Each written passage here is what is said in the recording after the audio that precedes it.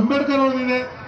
ಇವತ್ತೇನು ಕನಕದಾಸರ ಒಂದು ಮೂರ್ತಿ ಆಗಬೇಕು ಅಂತ ನೀವೆಲ್ಲರ ಒಂದು ಇಲ್ಲಿ ಸಂಗೊಳ್ಳಿ ರಾಯಣ್ಣ ತಾವೆಲ್ಲ ಹೇಳಿದಾಗ ನಾನು ಮೊನ್ನೆ ಹುಮ್ನಾಬಾದ್ ಪಟ್ಟಣದಲ್ಲಿ ನಮ್ಮ ಗೌರವಾನ್ವಿತ ಪುರಸಭೆ ಅಧ್ಯಕ್ಷರು ಉಪಾಧ್ಯಕ್ಷರು ಎಲ್ಲ ಗೌರವಾನ್ವಿತ ಸದಸ್ಯರು ಕೂಡ ಇದ್ದಾರೆ.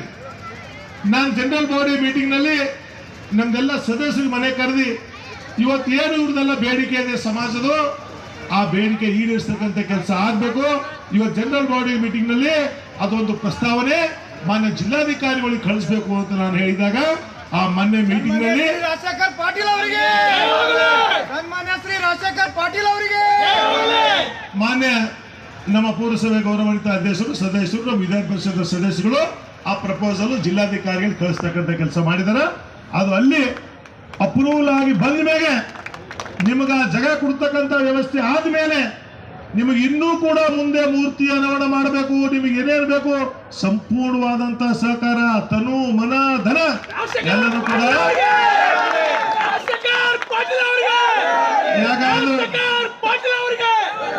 ಯಾಕಂದ್ರೆ ಚಿಮ್ಕುಡವ್ರು ಇದ್ದಾರ.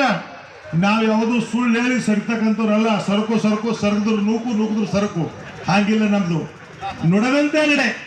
ನಾವು ಒಂದು ಸಲ ವಾಗ್ದಾನ ಮಾಡಿದ್ರೆ ಅದಕ್ಕೆ ಬಹಳ ಸ್ಥಿರವಾಗಿರ್ತೀವಿ. ಚಿಮ್ಕುಡವ್ರಿಗೆ ಚಲೋ ಗುರುತಿದೆ. ಏನ್ ಚಿಮ್ಕುಡವ್ರೆ, ಬೀದರ್ ಜಿಲ್ಲೆಯಲ್ಲಿ ಅನೇಕ ವಿಚಾರಗಳು ಬಂದಾಗ ಮುಖ್ಯಮಂತ್ರಿಗಳು ಸಿದ್ದರಾಮಯ್ಯ ಇರ್ಬೋದು, ಯಡಿಯೂರಪ್ಪ ಅವರು ಇರ್ಬೋದು, ಬಸವರಾಜ ಬೊಮ್ಮಾಯಿ ಇರ್ಬೋದು, ನಾವು ಏನೇನು ನಮ್ಮ ಕ್ಷೇತ್ರದ ಬಗ್ಗೆ ನಮ್ಮ ಜಿಲ್ಲೆ ಬಗ್ಗೆ ಏನೇನು ಬೇಡಿಕೆಗಳು ಮಂಡಿಸ್ಬೇಕು ಆ ಮಂಡಿಸ್ತಕ್ಕಂಥ ಪ್ರಾಮಾಣಿಕತೆ ಪ್ರಯತ್ನ ನಾವು ಮಾಡಿದ್ವಿ. ಯಾಕಂದ್ರೆ ಅದು ಕ್ವಶನ್ ಅಂತೂ ಬರಲ್ಲ. ಯಾವಾಗ 0 ವರ್ಷದಾಗ ಅಂದ್ರೆ ತುರ್ತು ಏನಿರ್ತದ ಅದು ನಾವು 0 ವರ್ಷದಾಗ ತಗೊಳಕ ನಾವೆಲ್ಲ ಸ್ಪೀಕರ್ ಜೊತೆಲಿ ಮಾತಾಡಿದಾಗ ಸ್ಪೀಕರ್ ನಮಗೆ ಅವಕಾಶ ಕೊಟ್ಟರು.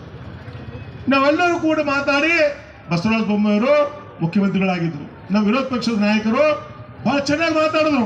ಬಸವರಾಜ ಬೊಮ್ಮಾಯಿಯವರೇ, ಇದು ನೀವು ಮೊದಲೇ ಮಾಡ್ತಿದ್ರಿ ಅಂದ್ರೆ ಈ ಪರಿಸ್ಥಿತಿ ಬರ್ತಾ ಇದ್ದಿಲ್ಲ. ನಮ್ಮ ಬಸವರಾಜ ಬೊಮ್ಮಾಯಿಯವರು ಬೆಳಗಾವಿಯಲ್ಲಿ ಅಧಿವೇಶನ ಇದ್ದಾಗ ಇವರೆಲ್ಲ ಸಮಾಜ ಮುಖಂಡರು ಬಂದಿದ್ರು. ಅವತ್ತೇ ಹೇಳಿದ್ರು ಬೊಮ್ಮಾಯಿಯವರು, ನಾವೆಲ್ಲ ನೇತೃತ್ವದಲ್ಲಿ ಬೊಮ್ಮಾಯಿಯವ್ರ ಹತ್ರ ಹೋಗಿದಾಗ, ಇಲ್ಲ ರಾಜಶೇಖರ್ ಪಾಟೀಲ್ರೆ, ನಾನು 8 ರಿಂದ 10 ದಿನದಲ್ಲಿ ಇದಕ್ಕೆ ನಾನು ಮಾಡ್ತೀನಿ ಅಂತ ಹೇಳಿದ್ರು. ಆದ್ರೆ ಅನಾನುಕೂಲತೆ ಅದು ಮಾಡ್ಲಿಕ್ಕಾಗ್ಲಿಲ್ಲ. ಯಾವಾಗ ಈ ಘಟನೆ ಆಯ್ತು, ನಾವು 0 ವರ್ಷದಲ್ಲಿ ರೇಸ್ ಮಾಡಿದ ತಕ್ಷಣ ಮುಖ್ಯಮಂತ್ರಿಗಳು ಏನ್ ಹೇಳ್ತಾರ, ಫ್ಲೋರ್ ಆಫ್ ದಿ ಹೌಸ್ ದಲ್ಲಿ ಇಲ್ಲ ನಾನು ಮಾಡಿದೀನಿ, ಸ್ವಲ್ಪ ವಿಳಂಬ ಆಗಿದೆ ಅಂತ ಅಲ್ಲಿ ಒಪ್ಕೊಂಡ್ರು. ಇವತ್ತು ಅವ್ರು ನೋಡ್ತಾ ಇದ್ರಿ, ಇವತ್ತು ಎಲ್ಲಿ ಬೀದರ್ ಜಿಲ್ಲೆಯಲ್ಲಿ ST ಸರ್ಟಿಫಿಕೇಟ್ ಗೊಂಡ ಇವತ್ತೆಲ್ಲಾದ್ರೂ ಸರ್ಟಿಫಿಕೇಟ್ ಸಿಗ್ತಾ ಇದೆ ಅಂದ್ರೆ ಅದು ಬರೀ ಬೀದರ್ ಜಿಲ್ಲೆಯಲ್ಲಿ ಮಾತ್ರ. ನೀವೆಲ್ಲರೂ ಕೂಡ ತಿಳ್ಕೊಡ್ರಿ. ಯಾಕೆ ಚಿಮ್ಕುಡವ್ರೆ ಕರೆಕ್ಟ್ 2003ರಲ್ಲಿ ಹುಮ್ನಾಬಾದ್ ಕ್ಷೇತ್ರದ ಉಪಚುನಾವಣೆ ಇತ್ತು. ಇವತ್ತು ಎ ಕೃಷ್ಣಪ್ಪ ಅಂತ ಸೋಷಿಯಲ್ ವೆಲ್ಫೇರ್ ಮಿನಿಸ್ಟರ್ ಇದ್ರು. ಇವತ್ತು ಅವ್ರಿಗೆ ಕೂಡ ಅಲ್ಲಿ ಹೇಳಿ ಇವತ್ತು ST ಸರ್ಟಿಫಿಕೇಟ್ ಸಿಗ್ತಕ್ಕಂಥ ಕೂಡ ಆ ಸಮಯದಲ್ಲಿ ಕೂಡ ವ್ಯವಸ್ಥೆ ಆಯಿತು. ಯಾಕಂದ್ರೆ ಬಂಡೆಪ್ಪ ಕಾಶೇಪುರ ಅವರು ಕೂಡ ನಮ್ಮ ಜೊತೆಲೇ ಇದ್ರು, ಕಾಂಗ್ರೆಸ್ ಪಕ್ಷದಾಗೆ ಇದ್ರು. ಅವಾಗ ಏನಿತ್ತು ಅಂದ್ರೆ ಸಿದ್ದರಾಮಯ್ಯ ಸಾಹೇಬರು ವಿರೋಧ ಪಕ್ಷದಾಗಿದ್ರು, ಅವ್ರು ಜನತಾ ದಳದಾಗಿದ್ರು, ನಾವು ಕಾಂಗ್ರೆಸ್ದಾಗಿದ್ವಿ. ಅಂತ ಸಮಯನೂ ನೋಡಿದೀವಿ. ಇವತ್ತು ನಾನು ಯಾಕೆ ಹೇಳಕ್ ಇಚ್ಛೆ ಪಡ್ತೀನಿ ಅಂದ್ರೆ, ನೀವು ಸಮಾಜ ಇವತ್ತು ಅವ್ರು ನೋಡ್ಬೇಕು, ಸಮಾಜ ಪರಿವರ್ತನೆ ಆಗ್ಬೇಕು, ಸಮಾಜ ಸಂಘಟನೆ ಆಗ್ಬೇಕು. ಇವತ್ತು ಒಳ್ಳೆ ಕೆಲಸಗಳಿಗೆ ಇವತ್ತು ನೋಡಿ ಡಾಕ್ಟರ್ ಬಾಬಾ ಸಾಹೇಬ್ ಅಂಬೇಡ್ಕರ್ ಅವರು ಏನ್ ಹೇಳಿದಾರ, ಶಿಕ್ಷಣ, ಸಂಘಟನೆ, ಹೋರಾಟ. ನೋಡಿ, ಶಿಕ್ಷಣ ಮೊದಲನೇ ಆದ್ಯತೆ. ನೀವೆಲ್ಲರೂ ಶಿಕ್ಷಣ ಕೊಡಿ. ಬಾಬಾ ಸಾಹೇಬರು ಯಾವ ರೀತಿ ಎಷ್ಟು ಕಷ್ಟದ ಕಾಲದಲ್ಲಿ ಅವರೆಲ್ಲ ಓದಿ ಎಷ್ಟು ವಿಶ್ವದಲ್ಲೇ ಎಷ್ಟು ಡಾಕ್ಟರೇಟ್ ಪದವಿ ಅವರು ತಗೊಂಡಿದ್ರು. ಇವತ್ತು ಬಂಧುಗಳೇ, ಇವತ್ತವೆಲ್ಲರೂ ಕೂಡ ನೋಡ್ತಾ ಇದ್ರಿ. ಇವತ್ತೇನು ಕರ್ನಾಟಕ ರಾಜ್ಯದಲ್ಲಿ ಒಬ್ಬ ಮುಖ್ಯಮಂತ್ರಿ ಧೀಮಂತ ನಾಯಕ ಇವತ್ತು ಯಾವ ರೀತಿ ರಾಜ್ಯ ಮಟ್ಟದಲ್ಲಿ ನಿರ್ವಹಣೆ ಮಾಡತಕ್ಕಂಥ ಕೆಲಸ ನಡೀತಾ ಇದೆ ಅಂತ ನೋಡಿರಿ. ಏನಾದ್ರೂ ಮಾಡ್ಬೇಕು, ಇವ್ರಿಗೆ ಏನಾದ್ರೂ ಮಾಡ್ಬೇಕು, ಮನೆ ಕುಂಡ್ರಿಸ್ಬೇಕು ಅಂತ ಬಹಳ ಮಂದಿ ಕಿತಾಪತಿ ಅದ. ಬೆಂಗಳೂರಿನಿಂದ ಮೈಸೂರುವರೆಗೆ ಪಾದಯಾತ್ರೆ ಮಾಡಿದ್ರು. ಹುಮ್ನಾಬಾದ್ ಹಿಡ್ಕೊಂಡು ಎಲ್ಲರೂ ತಾವು ನೋಡಿರ್ಲಿಲ್ಲ, ಕೈ ಎತ್ತಿ ನೋಡಿಲ್ಲ ಅಂಬೋದು ಎಲ್ಲರೂ ಕೈ ಎತ್ತಿರಲಿಲ್ಲ, ನೋಡಿರಲಿಲ್ಲ. ಏನಂತ ಮುಖ್ಯಮಂತ್ರಿಗಳು ರಾಜೀನಾಮೆ ಕೊಡಬೇಕು. ಮುಖ್ಯಮಂತ್ರಿಗಳು ಏನ್ ತಪ್ಪು ಮಾಡಿದಾರಪ್ಪ ರಾಜೀನಾಮೆ ಕೊಡಕ? ಅದು ಇಲ್ಲಿವರೆಗೆ ನಡೀತಾನೆ ಇದೆ. ಯಾಕಂದ್ರ ಇದು ನಮ್ ಟಗರು ಹೆಂಗದ ಅಂದ್ರೆ 100 ಇದು ಬಂದ್ರೆ ಟಗರು ನೋಡಲ್ಲ, ಮುಂದೆ ಹೋಗ್ತಾರೆ. ಇವ್ರು ಒಂದೇ ಒಂದು ಹೇಳಿದ್ರು, ನಾನು ಯಾಕೆ ರಾಜೀನಾಮೆ ಕೊಡ್ಲಪ್ಪ, ಯಾಕೆ ಕೊಡ್ಲಿ, ನಾನು ಏನ್ ತಪ್ಪು ಮಾಡಿದೀನಿ, ಕೊಡೋದಿಲ್ಲ ಅಂತ. ಇದು ಒಂದೇ ಒಂದು ಇವತ್ತು ಹೆಂಗಿದೆ ನೋಡಿ. ಒಳ್ಳೆ ಕೆಲಸ ಮಾಡಿದ್ರು ಸಿದ್ದರಾಮಯ್ಯವರು. ಕಾಂಗ್ರೆಸ್ ಪಕ್ಷದಲ್ಲಿ ಇವತ್ತು 2 ಬಾರಿ ರಾಜ್ಯದ ಮುಖ್ಯಮಂತ್ರಿಗಳಾಗಿ ಇವತ್ತ ರಾಜ್ಯದ ವಿರೋಧ ಪಕ್ಷದ ನಾಯಕರಾಗಿ ಹಿಂದೆ ನಾವು ಕುಮಾರಸ್ವಾಮಿ ಸರ್ಕಾರದಲ್ಲಿ ಸಮ್ಮಿಶ್ರ ಸರ್ಕಾರದಲ್ಲಿ ಮಂತ್ರಿಯಾಗಿದ್ದಾಗ ಸಮನ್ವಯ ಸಮಿತಿ ಅಧ್ಯಕ್ಷರಾಗಿದ್ದರು ಸಿದ್ದರಾಮಯ್ಯ ಅವರು. ಇವತ್ತೆಲ್ಲ ಇದರಲ್ಲಿ ಕಾಂಗ್ರೆಸ್ ಪಕ್ಷ ಸಿದ್ದರಾಮಯ್ಯ ಸಾಹೇಬರಿಗೆ ಬಹಳಷ್ಟು, ಇವತ್ತು ಸಿದ್ದರಾಮಯ್ಯ ಸಾಹೇಬರು ಕೂಡ ಅಷ್ಟೇ ಅವರ ಕೊಡುಗೆ ಕಾಂಗ್ರೆಸ್ ಪಕ್ಷಕ್ಕೆ ಸಾಕಷ್ಟಿದೆ. ತಾವೆಲ್ಲ ನೋಡಿ, ಇವತ್ತು ಸಿದ್ದರಾಮಯ್ಯ ಸಾಹೇಬರು ಚಿಮ್ಕುಡವ್ರು ಹೇಳಿದ್ರು ಪಾಪ 5 ಗ್ಯಾರಂಟಿಗಳು 2023 ಚುನಾವಣೆಯಲ್ಲಿ ನಾವೇನ್ ನಿಮಗೆ ಭರವಸೆ ಕೊಟ್ಟಿದೀವಿ ಎಲ್ಲಾ ಭರವಸೆಗಳು ಈಡೇರಿಸ್ತೀವಿ ಅಂತ. ಇವತ್ತು ಅದು ಈಡೇರಿಸ್ತಕ್ಕಂಥ ಕೆಲಸ ಯಾರಾದರೂ ಮಾಡಿದಾರೆ ಅಂದ್ರೆ ಅದು ಸಿದ್ದರಾಮಯ್ಯ ಸರ್ಕಾರ, ಕಾಂಗ್ರೆಸ್ ಸರ್ಕಾರ. ಇವತ್ತು ಅವೆಲ್ಲ ಹೆಣ್ಮಕ್ಳು ಕೂತಿದ್ರಿ, ಇವತ್ತು ಮನೇಲಿ ಇರ್ತಕ್ಕಂಥ ಗೃಹಲಕ್ಷ್ಮಿ ಇವತ್ತು 2,000 ರೂಪಾಯಿ ನಿಮ್ಗೆ ಸಿಗ್ತಕ್ಕಂಥ ಕೆಲಸ ನಡೀತಾ ಇದೆ. ಇವತ್ತು ನಿಮ್ ಬಸ್ ಫ್ರೀ, ಕರೆಂಟ್ ಫ್ರೀ. ಯಾರು ಡಿಗ್ರಿ ಹೋಲ್ಡರ್ ಇದ್ದಾರೋ ಅವ್ರಿಗೆ 3,000 ರೂಪಾಯಿ, ಯಾರು ಡಿಪ್ಲೊಮಾ ಹೋಲ್ಡರ್ ಇದ್ದಾರ 1,500 ರೂಪಾಯಿ, ಇದೆಲ್ಲ ಸಿಗ್ತಾ ಇದೆ. ಇವತ್ತು ಬಡವರಿಗಾಗಿ ಇವತ್ತು ನೀವು ನೋಡ್ತಾ ಇದ್ರಿ. ಇವತ್ತು ನಾನು ಮಾತಾಡೋದು ತಪ್ಪಾಗ್ತದ, ಯಾಕೆ ಚಿಮ್ಕುಡಿಯವರು ಮಾತಾಡಿದ್ರು, ಬಸವರಾಜ್ ಅವರು ಮಾತಾಡಿದ್ರು, ಮಾಧ್ಯಮ ಸ್ನೇಹಿತರಿದ್ದಾರ. ನಾನು ಬೇರೆ ಪಕ್ಷ ಮಾತಾಡಿದ ತಕ್ಷಣ ಅದು ಬೇರೆ ಆಗ್ತದ. ಇವತ್ತು ಬೇರೆ ಬೇರೆ ಪಕ್ಷದವರು ಯಾರಿಗೆ ಸಹಾಯ ಮಾಡ್ತಾ ಇದ್ದಾರ? ಸ್ವಾಮಿ, ಯಾರಿಗೆ ಸಹಾಯ ಮಾಡ್ತಾ ಗುಣದ? ಒಬ್ಬ ಅದಾನಿ ಅಂತಿದಾರ, ಒಬ್ರು ಅಂಬಾನಿ ಅಂತಿದಾರ. ಇವತ್ತು ದೇಶದಲ್ಲಿ ಬಡವರು ಎಷ್ಟು ಜನ ಇದಾರ? ಹಿಂದೆ ಡಾಕ್ಟರ್ ಮನಮೋಹನ್ ಸಿಂಗ್ ಅವರು ಈ ದೇಶದ ಪ್ರಧಾನಮಂತ್ರಿ ಇದ್ದಾಗ ಈ ದೇಶದ ರೈತರಿಗಾಗಿ 70,000 ಕೋಟಿ ರೂಪಾಯಿ ಮನ್ನಾ ಮಾಡ್ತಕ್ಕಂಥ ಕೆಲಸ ಡಾಕ್ಟರ್ ಮನಮೋಹನ್ ಸಿಂಗ್ ಅವರು ಮಾಡೋದು. ಇವತ್ತು 2019ರಲ್ಲಿ 19 ಈ ದೇಶದ ಪ್ರಧಾನಮಂತ್ರಿಯಾಗಿ ನರೇಂದ್ರ ಮೋದಿ ಅವರು ಬಂದ್ರು. ಇವತ್ತು ಏನಾಯ್ತು ನಿಮ್ಮ ಎದುರಿದೆ? 2024 ಈ ದೇಶ ಏನಾದ್ರೂ ಬದಲಾವಣೆ ಆಗ್ತದ? ಇಲ್ಲಿ ಕೂಡ ಹೇಳ್ತಾ ಇದ್ರು ಏನಂತ ಅಂದ್ರೆ ಚಿಮ್ಕೋಡ ಸ್ಲೋಗನೇ ಆಗ್ಬಿಟ್ಟದ. ಏನಂತಂದ್ರೆ ವಿರೋಧ ಪಕ್ಷದವರು ಮಾತಾಡ್ತಕ್ಕಂಥದ್ದು 60 साल में कुछ नहीं हो गया, 60 साल में कुछ नहीं हो गया. फिर 60 साल में कुछ नहीं हो गया तो अब 11 साल में क्या प्रारंभ हो गया? देश के लोग आप देखना है क्या चालू हो गया. ಅಲ್ಲಿ ಅವ್ರು ಹೇಳ್ತಾರ, ಇಲ್ಲಿ ಪಾಪ ನಮ್ಮ ಹುಮನಾಬಾದ್ ಶಾಸಕರು ಹೇಳ್ತಾರ ಹುಮನಾಬಾದ್ ಕ್ಷೇತ್ರದಲ್ಲಿ ಏನೂ ಆಗಿಲ್ಲ 40 ವರ್ಷದಿಂದ. ಇವೆಲ್ಲ ಎಲ್ಲಿಂದ ಬಂತು, ಹೆಂಗಾಯ್ತು ಏನು ಗೊತ್ತಿಲ್ಲಪ್ಪ.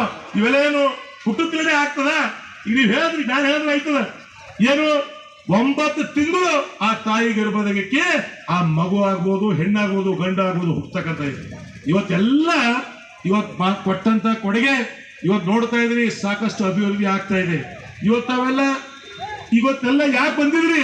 ಇವತ್ತು ಯಾರು ನಾನು ನಿಮ್ಗಿಲ್ಲ, ಸತೀಶ್ ರಾಂಪುರ್ ಅವರು ಇವತ್ತು ನಿಮ್ಮನ್ನು ಈ ಒಂದು ಸಮಾಜ, ನಾವು ಸಮಾಜ ಕೆಡಬಾರ್ದು, ಸಮಾಜ ಒಳ್ಳೆ ರೀತಿಯಿಂದ ಆಗ್ಬೇಕು, ಸಮಾಜ ಕಾರ್ಯಕ್ರಮ ಬಹಳ ಯಶಸ್ವಿ ಆಗ್ಬೇಕು. ನನ್ನ ಹತ್ರ ಬಂದ ಒಂದೇ ಒಂದು ಹೇಳ, ಅವರು ಬಂದಿರ್ಬೋದು, ಅಶೋಕ್ ಅವ್ರು ಬಂದಿರ್ಬೋದು, ಸಚಿನ್ ಅವ್ರು ಬಂದಿರ್ಬೋದು, ಅನೇಕ ಜನ ಇವರೆಲ್ಲ ಬಂದಾಗ ನಾನು ಹೇಳ್ದ ನೀವು ಒಳ್ಳೆ ಕಾರ್ಯಕ್ರಮ ಮಾಡಿ, ಸಂಘಟನೆ ಒಳ್ಳೆಯಿಂದ ಎಲ್ಲರಿಗೂ ತಗೊಂಡು ಮಾಡ್ತಕ್ಕಂಥ ಪ್ರಾಮಾಣಿಕತೆ ಪ್ರಯತ್ನ ಮಾಡ್ರಿ ಅಂತ.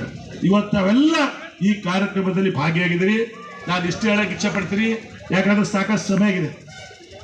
ಇನ್ನು ಶ್ರೀಗಳ ಆಶೀರ್ವಚನ ಕೂಡ ಕೇಳಬೇಕು. ದಯಮಾಡಿ ತಾವು ಯಾರು ಕೂಡ ಹೋಗಬಾರ್ದು. ನಂದು ಭಾಷಣ ನಾನು ಮುಗಿಸ್ತಾ ಇದ್ದೀನಿ, ಯಾಕಂದ್ರೆ ಶ್ರೀಗಳ ಆಶೀರ್ವಚನ ಮಾಡಬೇಕು. ಇವತ್ತು ನಡೀತಕ್ಕಂಥ ಘಟನೆ ಏನಿದೆ, ಇವತ್ತು ಯಾವ ರೀತಿ ಡೋಗ್ಲಾ ಪಾಲಿಸಿ ನಡೀತಾ ಇದೆ ನೀವೆಲ್ಲರೂ ನೋಡ್ತಕ್ಕಂಥದ್ದಿದೆ ಬಂಧುಗಳೇ.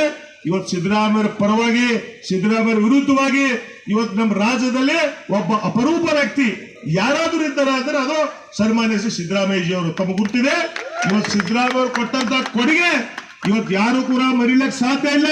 ಇವತ್ತು ಅವ್ರು ನೋಡಿ ಇಡೀ ದೇಶದಲ್ಲೇ ಇವತ್ತು ಯಾರು ನೋಡ್ರಿ, ಸಿದ್ದರಾಮಯ್ಯ ಅವರ ಅಂದ ತಕ್ಷಣ ನಮ್ಮ ದೇಶದ ಪ್ರಧಾನಮಂತ್ರಿ ಅವರು ನೋಡ್ತಾರ, ಹೋಮ್ ಮಿನಿಸ್ಟರ್ ನೋಡ್ತಾರ, ಈ ಬೇರೆ ಬೇರೆ ಮುಖ್ಯಮಂತ್ರಿಗಳು ಅಂದಾಗ ಅಷ್ಟು ನೋಡಂಗಿಲ್ಲ.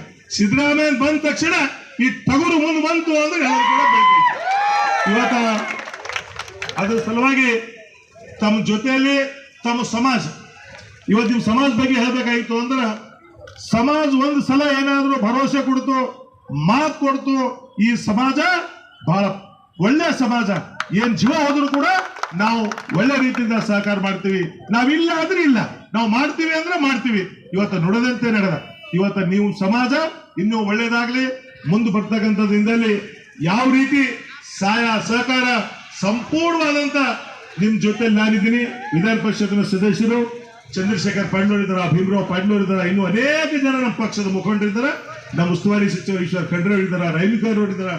ನಾವೆಲ್ಲರೂ ಸೇರಿ ನಿಮ್ಮ ಸಮಾಜದ ಪರವಾಗಿ ದಿಟ್ಟವಾದಂತ ಹೆಜ್ಜೆ ಇಟ್ಟು ನಿಮ್ಗೆ ಏನೇ ಕಷ್ಟ ಸುಖ ಎಲ್ಲ ಇದರಲ್ಲಿ ನಾವು ಪಾಲ್ಗೊಳ್ತೀವಿ ಅಂತ ಇವತ್ತು ಈ ವೇದಿಕೆ ಮುಖಾಂತರ ನಾನು ಹೇಳಕ್ ಇಚ್ಛೆ ಪಡ್ತೀನಿ. ನಿಮಗೂ ಕೂಡ ಸಂಪೂರ್ಣವಾದಂತಹ ಸಹಕಾರ ನಮ್ಮ ಜೊತೆಯಲ್ಲಿರ್ಲಿ, ನಮ್ಗೆ ಸಹಕಾರ ಕೊಡಿ. ಮುಂದೆ ಬರ್ತಕ್ಕಂಥ ದಿನದಲ್ಲಿ ಅಭಿವೃದ್ಧಿ ಮಾಡ್ತಕ್ಕಂಥ ಕೆಲಸದಲ್ಲಿ ನೀವು ತೊಡಗೋಣ ಅಂತ ನಾನು ಹೇಳಿ, ಇವತ್ತು ಅಮೃತ ಚಿಮ್ಕುಡಿ ಅವರು ಬೆಂಗಳೂರಲ್ಲಿ ಇದ್ರು, ಅವರು ಕೂಡ ನೀವು ಕಾರ್ಯಕ್ರಮ ಬರಬೇಕು ಅಂದ್ರೆ ಪಾಪ ಬೆಂಗಳೂರಿನಿಂದ ಇವತ್ತು ಬಸವರಾಜ್ ಅವರು, ಇವತ್ತು ಅನೇಕ ಇನ್ನೂ ಬಹಳಷ್ಟು ಜನ ಮಾತಾಡೋರು ಇದ್ರು, ಆದ್ರೆ ಪಾಪ ವಿಳಂಬ ಆಗಿದೆ. ಇನ್ನು MLCಗಳು ಅವರು ಕೂಡ ಮಾತಾಡಬೇಕಾಗಿತ್ತು, ನಮ್ಮ ಪ್ರಕಾಶ್ ಬದ್ನಿ ಬೇರೆ ಬೇರೆ ಎಲ್ಲ ಇದ್ರು, ಆದ್ರೆ ನಮ್ಮ ಬಾಬು ಟೈಗರ್, ರಮೇಶ್ ಜಾಕಳ್ಗಿ ಇನ್ನು ಬೇರೆ ಬೇರೆ ಇದ್ರು ಮಾತಾಡೋರಿದ್ರು. ಆದ್ರೆ ಸಮಯದ ಅಭಾವ, ನಾನೇ ಕಡಿಮೆ ಮಾತಾಡ್ತಾ ಇದ್ದೀನಿ. ಅದಕ್ಕೆ ತಮ್ಗೆಲ್ಲರೂ ಕೂಡ ಹಸಿವೆ ಆಗಿದೆ.